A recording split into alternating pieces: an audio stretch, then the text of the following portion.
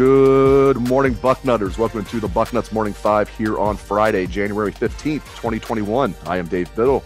I am joined by Jonah Booker for his usual Friday visit. A lot to get into today, JB. Let's start with Urban taking the job with the Jacksonville Jaguars. Did you see this coming, and what are your thoughts on this? To me, this is highly entertaining. Yeah, I'm pretty entertained with it as well. A lot of reports for the last, say, 1 to 2 weeks out there have been kicking the can, saying that there's been mutual interest. And then when I heard Adam Schefter say on 97.1 out of Columbus that there was about 3 interviews last week with the Jacksonville and Urban, at that point, once I heard that, I was like, okay, this is real. It's going to be highly entertaining. It looks like they're going to be taking Trevor Lawrence with the number 1 pick. He's walking into a situation where they have a bevy of draft picks, 2 first-round picks, 2 second-round picks, and I think maybe 8 to 10 picks in this upcoming draft, as well as the most cap space in the NFL. So he's walking into a team that has some talent, but he's going to be able to put his fingerprint on it.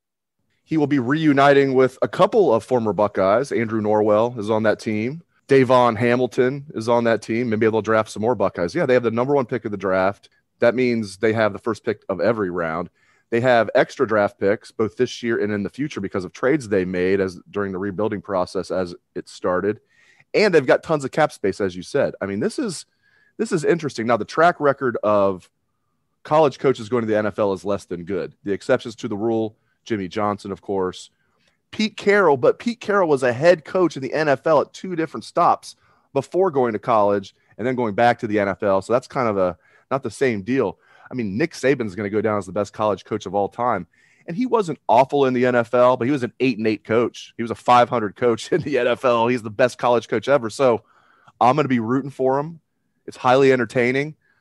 Ah, man, the odds are against him, though, I think, this as far as Urban being a success in the NFL. What do you think? Yeah. To me, because he's so competitive, and he's been on the record saying, I don't know how those guys doing it, losing 6, 7, 8, 9 football games. And that's what I'm going to be watching. Once the Jags lose some games, how will he react? To me, I think is going to be contingent on who is his offensive coordinator. Urban's offense is as good as the play caller. And you look at his history at Ohio State when he's had major success. It was Tom Herman who was on top of the game at the time. Ryan Day came in and really modernized the offense that Ohio State was running. Down in Florida when he had a lot of success, he had a dynamic play caller in Dan Mullen. So to me, I'm curious to see how his staff is going to shake out, because that is going to be the nuts and bolts of Urban. I think he's going to be a CEO. He's going to run the program and the team, and he's going to make sure that he delegates a lot to his coaches. That's why there's been a lot of reports that he's been reaching out to former NFL head coaches and a lot of guys who've been veterans in the NFL. So I think that is key. I think he's going to have success, because a lot of guys go to the NFL and they think that, hey, I was the head coach in college calling the plays. That's not necessarily what Urban was doing. Yes, he's involved with the offense. He's been known as being an offensive guru, but he pretty much allows his coaches to dictate how they want to go about the offense. He has his core principles and his core ideas, and he will lean on those heavily. But I think in the NFL, he's going to do really well as long as he surrounds himself with guys who really know the NFL landscape. Speaking of surrounding himself with guys, the one thing we really want to know now is he going to poach anybody from Ohio State staff? When this news broke yesterday, and there had been news leading up to it, it wasn't like this came out of the blue yesterday. It seemed like even before yesterday, this was probably going to happen. And then yesterday, it basically became a done deal. And I'm thinking, as everybody who follows Ohio State was thinking, is he going to take Mickey Marotti and Mark Pantoni with him? Like, you leave those Italians in Columbus, my friend. And thank God Coach Mick came out and said, I'm staying. Coach Mick is staying in Columbus. He's going to stay with the Buckeyes. Pantoni, though, is an interesting story. he has not said yet what he's going to do. The Columbus Dispatch, I know, reached out for comment. They're the ones that broke the story that Mick Marotti is staying. Pantoni declined comment, or I don't think he declined comment. He just didn't get back with them. That's definitely a different thing. He didn't get back with them. What are your thoughts on Marotti definitely staying? And are you concerned that Pantoni might follow Urban? And people might be wondering, what? Like, Pantoni's a recruiting guy. Urban trusts Pantoni's, his evaluation of players more than anybody. Pantoni absolutely could be a director of player personnel. I don't think he'd be GM, but I think he could be director of player personnel or assistant director of player personnel. Anyway, unpack all of that for me, JB.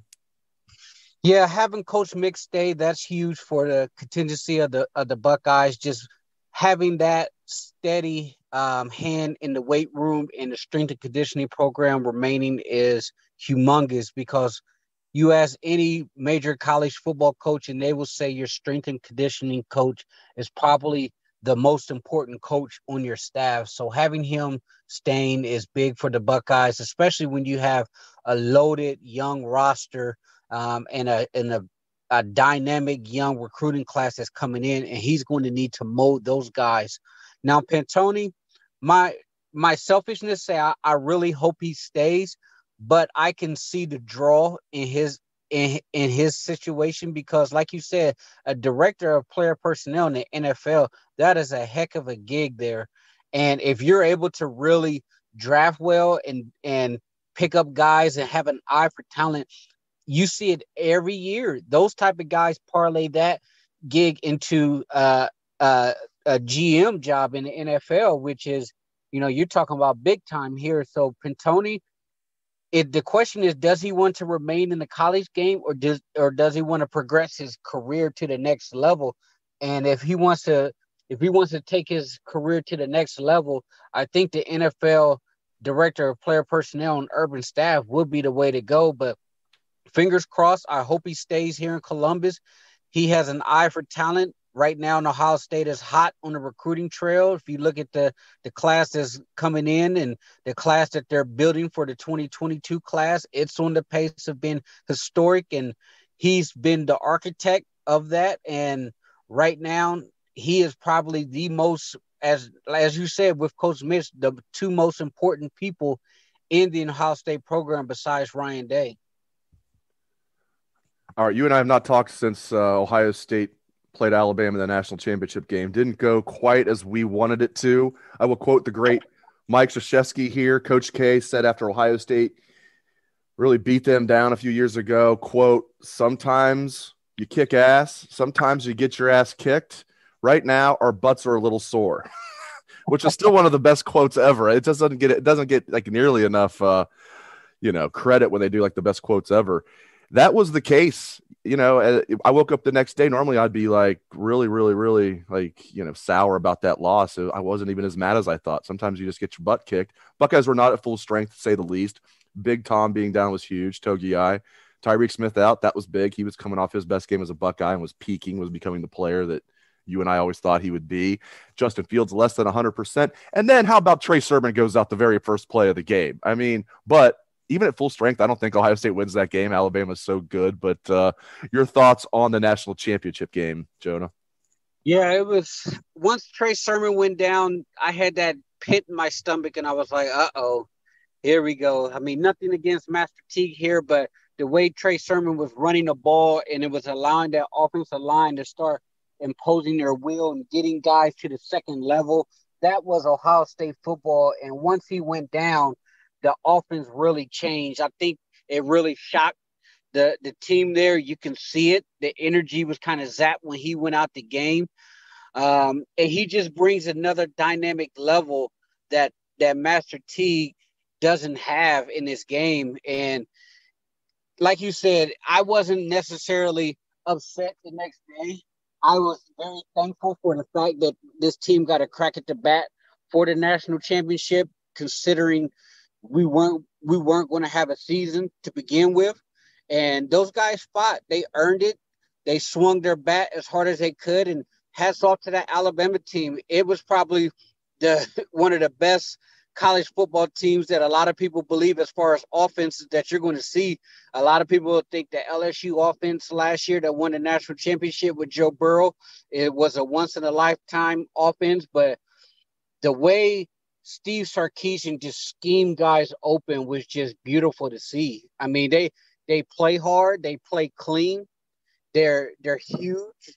Their strength and conditioning program is one of the best in the country. You could tell. I mean, Ohio State is arguably, no doubt in my mind, the second best team in the country. And there were times where they just had Najee Harris bottled up, and he was just squirting out of there for another 6, 7, 8 yards. And our guys, we just didn't have it that night, Dave. And you just had to tip your cap to Alabama. It was a heck of a football team. Very well said. Let me ask you this, because I know Buckeye fans have debated this. I think I know your answer, but maybe you'll surprise me. Was the 2020 season a success for the Buckeyes? Absolutely, without a doubt. I mean, they made history by being the 4-time Big Ten champion in a row. You got guys who thought their career was going to be over to be able to play games. Obviously, we would like to have seen the Big Ten handle the season a whole lot better. You would like to see more games being played. The program had their issues dealing with COVID throughout the latter part of the season, but you beat Clemson, you smoked them, you played your best football game, you got that monkey off your back, you made it into the playoffs, and you got up and you got in a ring to potentially win a national championship. Even though you came out on the short end of that, you 100% have to call this season a success. If you look at Ryan Day and what he's doing, year one, he made the playoffs, could have won that game. Year two, made the playoffs again, won the first round, got to the national championship. And to me, I personally think this ball club is probably going to be on paper one of his weakest teams that he's going to field. You look at the talent that's coming in. There are guys on the roster right now, Dave, that's going to get over recruited because they are loading up with 5 stars across the board, 4-star, high 4-star guys. And I truly believe that once Ryan Day get his actual guys in there, the sky's the limit for this program. So you can see the progression that he's making. He's making the big steps. And to me, it's a success because it puts Ohio State in the eyes on the national stage for a lot of the top end recruits. We go head to head with Clemson for a lot of the top end guys, and we beat their butt.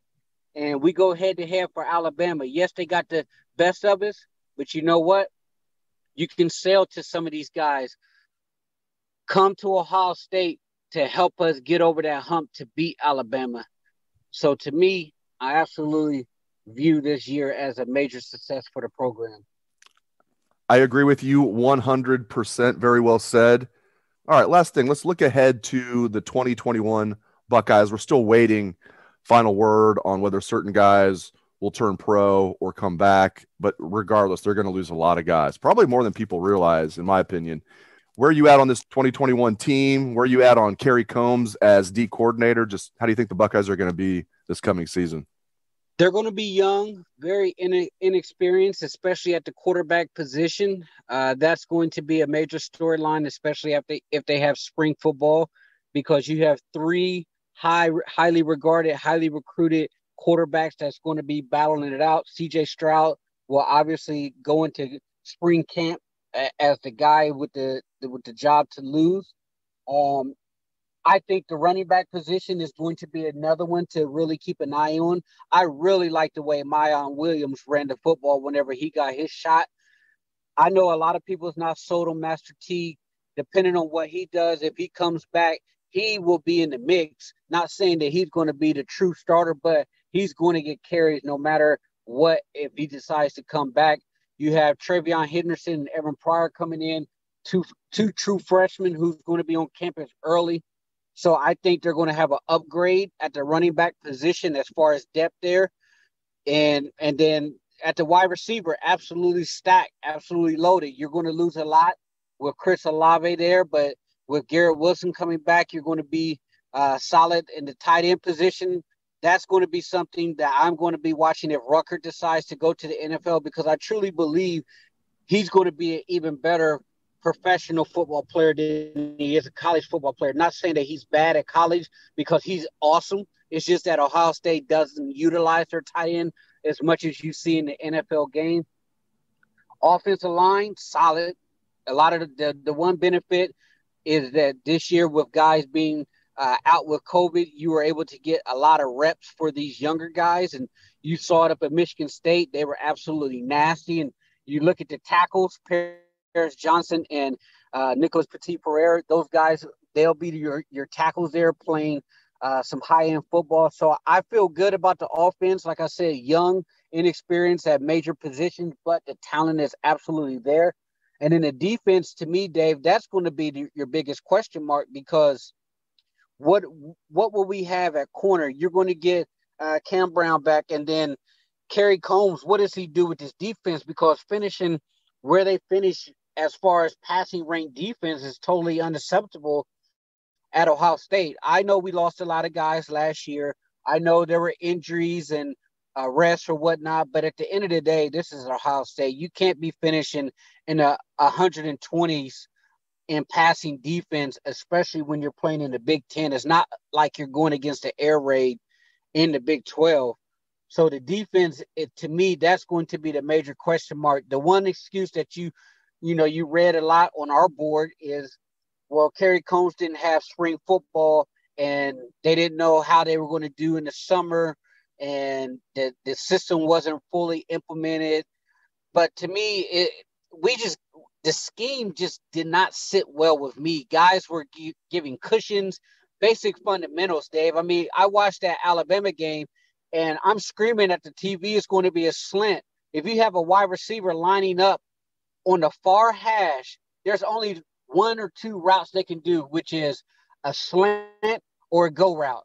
They weren't going to be able to run the outside, and here we are having our corners playing 8 yards off the ball, giving up inside leverage. And those are just basic things that Kerry Combs should be addressing with those guys. Like, hey, use the sidelines. So the jury's still out on him. I know he's a great dynamic recruiter. He brings a lot of energy.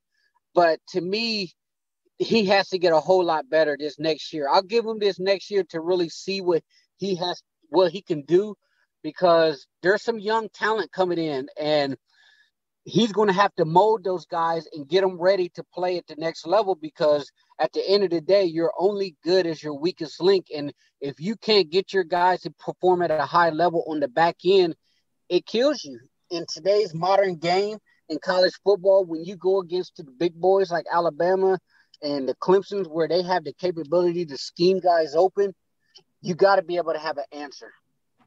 Great insights, as always, from Jonah Booker. Thank you very much, Jay Book. Thank you to all the listeners out there for tuning into the show. Have a great day and a great weekend, Bucknutters.